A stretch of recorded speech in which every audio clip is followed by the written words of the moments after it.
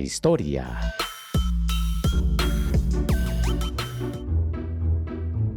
Célebre por ser el autor del aforismo saber que se sabe lo que se sabe y que no se sabe lo que no se sabe, he ahí el verdadero saber. Confucio nace en el año 551 a.C. y muere en el año 479 a.C. Según la tradición, Confucio nació en el estado de Luo, China. Su nombre original era Confucio y solo más tarde se ganó el título de Confuzi o Maestro Kong. Poco se sabe de su vida, salvo que procedía de una familia acomodada y que de joven trabajó como criado para mantener a su familia tras la muerte de su padre. No obstante, consiguió encontrar tiempo para estudiar y se convirtió en administrador de la corte de Luo, pero cuando sus sugerencias a los gobernantes fueron ignoradas, se marchó para concentrarse en la enseñanza. Como maestro, viajó por todo el imperio y al final de su vida regresó a Chufu, donde murió en el 479 a.C.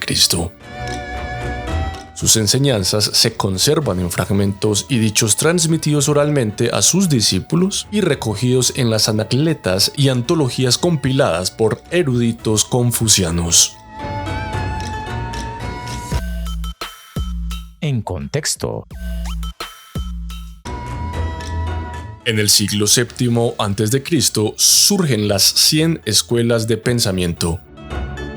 En el siglo VI a.C., Lao Tzu propone actuar de acuerdo con el Dao o el camino. El pensador.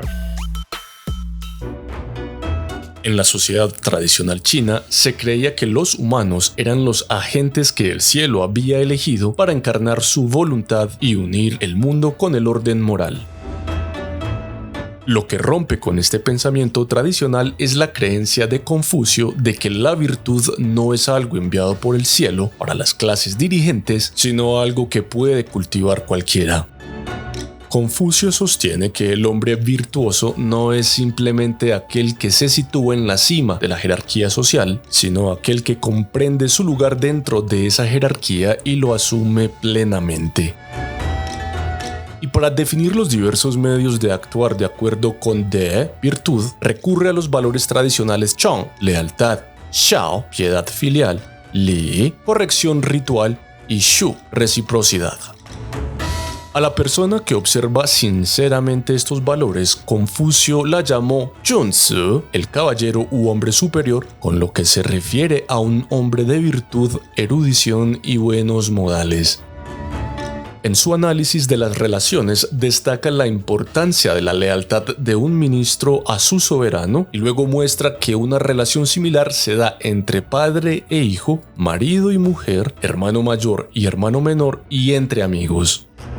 Para Confucio, esta jerarquía refleja el hecho de que cada persona debe conocer su posición en el conjunto de la sociedad, así como su lugar en la familia y el clan. Mediante la demostración externa de lealtad con sinceridad interior, el hombre superior puede transformar la sociedad. Consideraba Confucio que uno puede aprender a ser un hombre superior reconociendo primero lo que no sabe y observando después a los demás. Si muestran virtud, intenta convertirte en su igual. Si son inferiores, sé su guía. La llamada regla de oro, haz lo que quieras que hagan por ti, aparece en el confucianismo como una negativa. Lo que no desees para ti, no se lo hagas a los demás. La diferencia es sutil pero crucial. Confucio no prescribe lo que hay que hacer, sino solo lo que no hay que hacer, haciendo hincapié en la contención más que en la acción. Esto implica modestia y humildad, valores tradicionalmente apreciados en la sociedad china y que para Confucio expresan nuestra verdadera naturaleza. Fomentar estos valores es una forma de lealtad a uno mismo y otro tipo de sinceridad.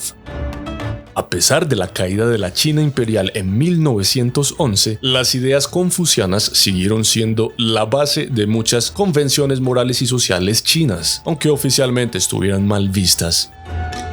En los últimos años, la República Popular China ha mostrado un renovado interés por Confucio, integrando sus ideas tanto con el pensamiento chino moderno como con la filosofía occidental, creando una nueva filosofía híbrida conocida como Nuevo Confucianismo.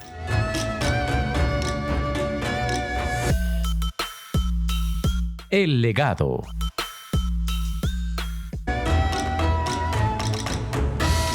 Alrededor del 470 y el 380 a.C., el filósofo chino Mo Tzu argumenta contra las ideas confucianas. Entre el 372 y el 289 a.C., el pensador chino Manzi resucita el confucianismo. Entre el 221 y el 202 a.C., la dinastía Qin suprime el confucianismo. En el 136 a.C., la dinastía Han introduce los exámenes de la función pública siguiendo el modelo de los textos confucianos. En el siglo IX de nuestra era, el confucianismo renace como neoconfucianismo. Dato curioso. Confucio estudió 6 artes principales: tiro con arco, aritmética, auriga, rituales y caligrafía. También estudió poesía e historia. Sus amplios conocimientos quedan patentes en una gran variedad de sus obras y enseñanzas. El pensamiento de Confucio, que se ubica en la filosofía china desde el enfoque conocido como confucianismo, puede resumirse como mantén la fidelidad y la sinceridad como primeros principios. Ahora tengo una pregunta para ti. ¿Cuáles consideras que son los valores que una persona debería cultivar para convertirse en una persona virtuosa? Déjame la respuesta en los comentarios y gracias por tu atenta participación.